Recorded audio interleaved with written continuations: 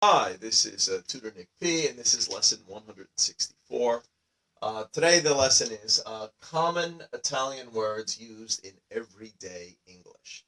Yeah, there's quite a few more if you start putting in all kinds of food. There's so much food with Italian names in English, but most of them have actually almost become English words, you could say. So let's go over the ones we're going to cover here today. Let's look at number one. In order to make the pasta right, it must be al dente. Okay, so what do we want to look at? We want to look at al dente today. I wrote it down here, too, for a definition. Al dente, cooked until firm, to bite, or chewy. Yeah, in Italian, al dente is to the teeth, so it has to be like a chewy. But that's one that we do use a lot in English. Of course, I mean, you could even include pasta, but pasta, again, is so common in English that I consider that an English word, really. Okay, that's the first one. Let's look at number two. They plan to have a party al fresco. Al fresco, yeah, outside, outdoors. Just down here, al fresco, outside in the fresh air. Fresco is like the fresh air.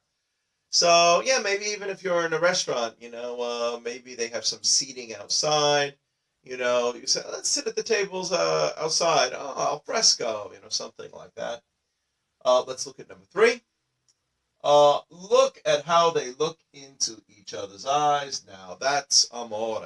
All right, well, we only hear the word amore. Amore, of course, means love. There's many old famous Italian songs. That's amore. Da, da, da. So, of course, it's very, very common that people know this. All right, we see amore. Let's look at number four. Of course, buongiorno, Mr. Smith. How can I help you today? Of course, buongiorno is good morning in Italian. Yeah. So anytime you ever see any American movies, like the Godfather movies where they have a lot of Italian characters, you'll often hear buongiorno. Of course, means good morning. And number five, buona sera. Buona sera. Good evening. Mr. Jones, let me find you a table. Yeah, like if you went to a restaurant or something like that. Good. All right, number six. Have a good night. Of course, ciao. Ciao. Yeah, ciao has become pretty much an international word.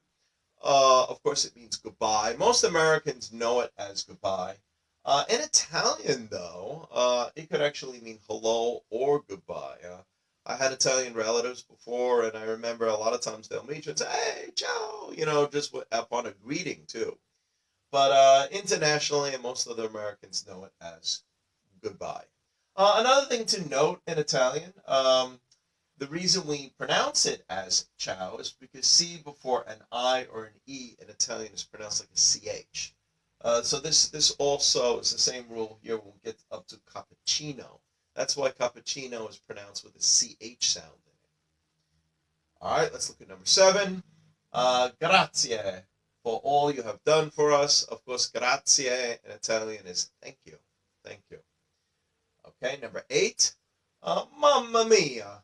Look at how much you have grown. Something like that. So, yeah, mamma mia, down here we said, used to express frustration, joy, surprise, or excitement. Here, of course, it's for surprise. Mamma mia, you've grown so much. Oh, my God. Something like that. So we heard a lot. And, of course, there was a movie, several years ago that borrowed that title because I think ABBA had a song with Mamma Mia in it. All right, number nine. If you don't do what he wants, you may end up hurt. Capisce? All right, this in Italian, basically, do you understand? You always see this in Italian. Capisce? They often do some body language. Capisce? You understand? Capisce? Basically.